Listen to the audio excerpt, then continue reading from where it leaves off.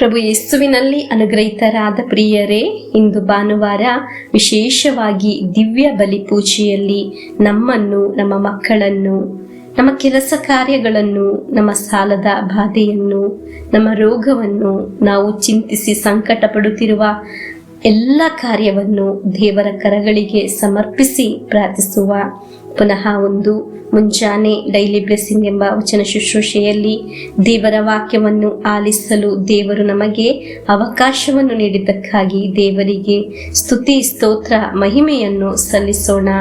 ಈ ದಿನಗಳಲ್ಲಿ ನಾವು ವಿಶೇಷವಾಗಿ ನಮ್ಮ ಮಕ್ಕಳಿಗಾಗಿ ಪ್ರಾರ್ಥಿಸುತ್ತಿದ್ದೇವೆ.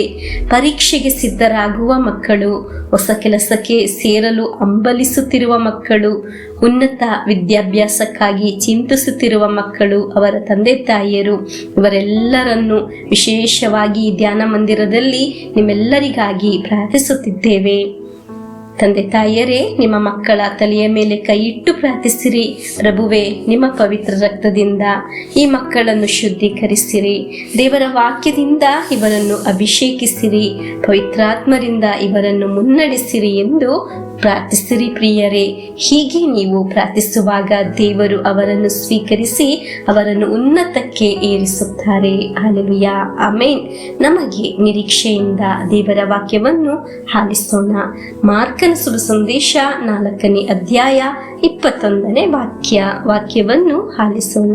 ಯೇಸು ಸ್ವಾಮಿ ತಮ್ಮ ಬೋಧನೆಯನ್ನು ಮುಂದುವರಿಸುತ್ತಾ, ಯಾರಾದರೂ ಉರಿಯುವ ದೀಪವನ್ನು ತಂದು ಬಟ್ಟಲ ಒಳಗಾಗಲಿ ಮಂಚದ ಕೆಳಗಾಗಲಿ ಇಡುವುದುಂಟೆ?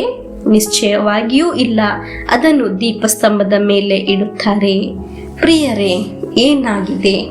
ಉರಿಯುವ ದೀಪವನ್ನು ಮಂಚದ ಕೆಳಗೆ ಇಟ್ಟರೆ ಅದರ ಪ್ರತ್ಯೇಕತೆ, ಇದರಿಂದ ಒಬ್ಬರಿಗೂ ಸಹ ಪ್ರಯೋಜನವಿರುವುದಿಲ್ಲ. ಆದರೆ ದೀಪಸ್ತಂಭದ ಮೇಲೆ ಇಟ್ಟರೆ ಅನೇಕ ವ್ಯಕ್ತಿಗಳಿಗೆ ಉಪಯೋಗವಾಗಿ ಮಾರ್ಪಡುತ್ತದೆ. ಆಮೇನ್. ಹೀಗೆ ನೀವು ಆಲಿಸುವ ದೇವರ ವಾಕ್ಯ ಪಾದಗಳಿಗೆ ಬೆಳಕಾಗಿದೆ. ದೇವರ ವಾಕ್ಯವಾಗುವ ಬೆಳಕು ನನಗೆ ಮಾತ್ರವಲ್ಲ, ನನ್ನ ಜೀವನವಾಗುವ ಪೀಠದಲ್ಲಿ ಇಡಬೇಕು.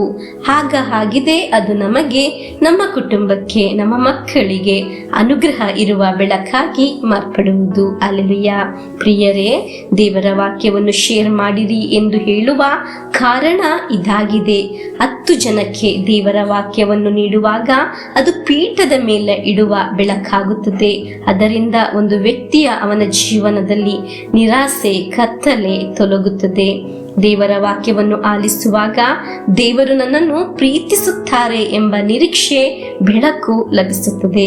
ಎಷ್ಟು ಒಳ್ಳೆಯದು ನಮ್ಮ ಮುಂದೆ ಇದ್ದರೆ, ಬೆಳಕಿಲ್ಲವಾದರೆ ಅದನ್ನು ನೋಡಲು ನಮಗೆ ಸಾಧ್ಯವಿಲ್ಲ. ಪ್ರಿಯರೇ, ದೇವರ ವಾಕ್ಯವಾಗುವ ಬೆಳಕು ಒಂದು ವ್ಯಕ್ತಿಯ ಜೀವನಕ್ಕೆ ಬರುವಾಗ ಅವರು ಅನೇಕ ಒಳಿತನ್ನು ತಿಳಿದುಕೊಳ್ಳಲು ಸಾಧ್ಯ. ಏನು ಮಾಡಬೇಕು, ಏನನ್ನು ಸ್ವೀಕರಿಸಬೇಕು, ಹೇಗೆ ಚಿಂತಿಸಬೇಕು, ಈ ಕೆಲಸ ಹೇಗೆ ಸರಿಯಾಗುವುದು ಎಂಬ ಒಂದು ಸರಿಯಾದ ಒಂದು ಪ್ಲಾನ್ ಮಾಡಲು ಅವನ ಜೀವನದಲ್ಲಿ ಸಾಧ್ಯವಾಗುತ್ತದೆ. ದೇವರ ವಾಕ್ಯವಾಗುವ ಬೆಳಕು ನಮ್ಮ ಜೀವನಕ್ಕೆ ಬೆಳಕನ್ನು ತರಲಿ ಎಂದು ಪ್ರಾರ್ಥಿಸಿ ದೇವರ ವಾಕ್ಯವನ್ನು ಆಲಿಸೋಣ. ದೇವರ ವಾಕ್ಯವನ್ನು ಪರಸ್ಪರ ಶೇರ್ ಮಾಡೋಣ. ಆಮೇನ್.